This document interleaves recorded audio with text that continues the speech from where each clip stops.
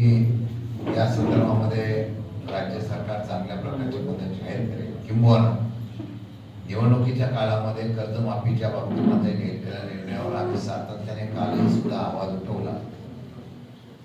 योग्य वेळी कर्जमाफी देऊ अशा प्रकारचं काल सुतोवाच सरकारच्या वतीने करण्यात आलं। उत्तरामध्ये आपला हरकत एवढीच आहे, योग्य वेळ कधी 2024ला निवडणुकीला आपण त्यावेळेला जाहीर केलं त्यावेळेला योग्य वेळ नव्हती का?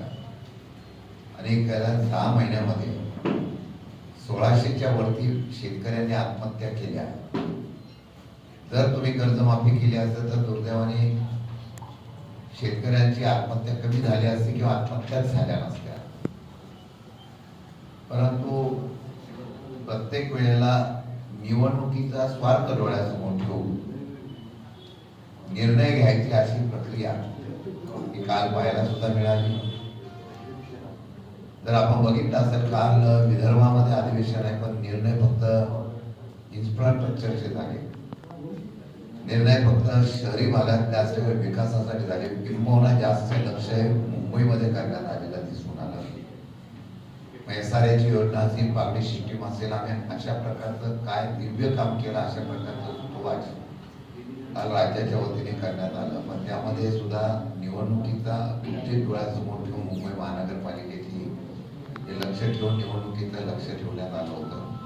किंबहुना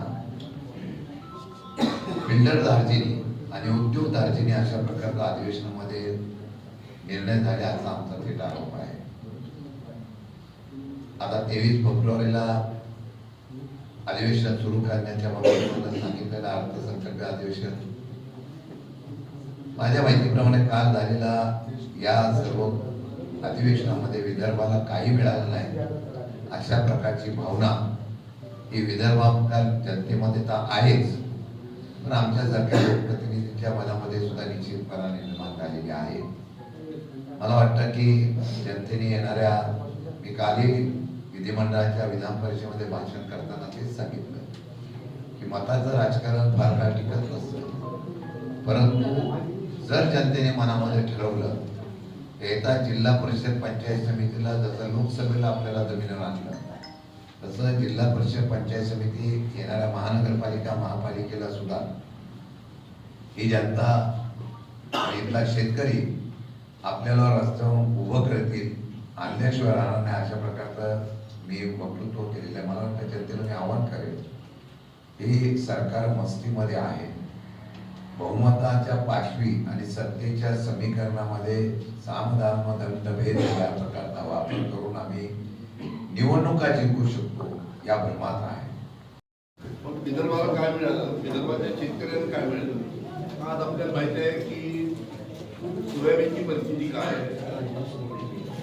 सोयाबीनची किती खरेदी केंद्र अमरावती जिल्ह्यात, नागपूर जिल्ह्यात, वाशिम जिल्हा अजून चालू झाले याची जर माहिती घेतली तर मोठ्या प्रमाणात सोयाबीन खरेदी केंद्र चालू व्हावे शेतकऱ्यांची मागणी आहे।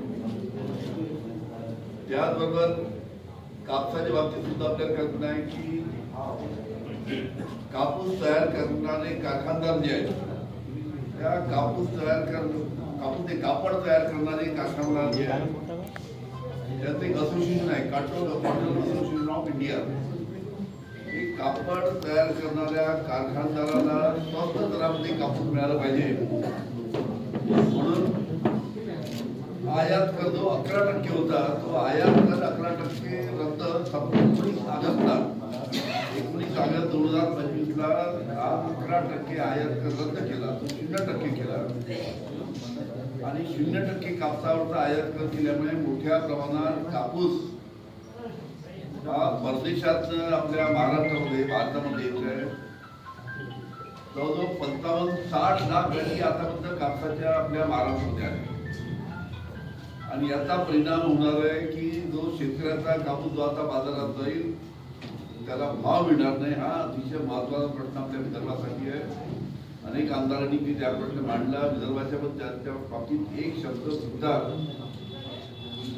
सरकारच्या माध्यमातून तिथे सांगण्यात आलं नाही। अतिशय महत्त्वाचे 2 शेतकऱ्यांचे विषय त्याच्या आणि त्याच्या व्यतिरिक्त अनेक विषयाच्या बाबतीत सविस्तर असं आपल्याला शशिकांत शिंदे यांनी सांगितलं। धन्यवाद।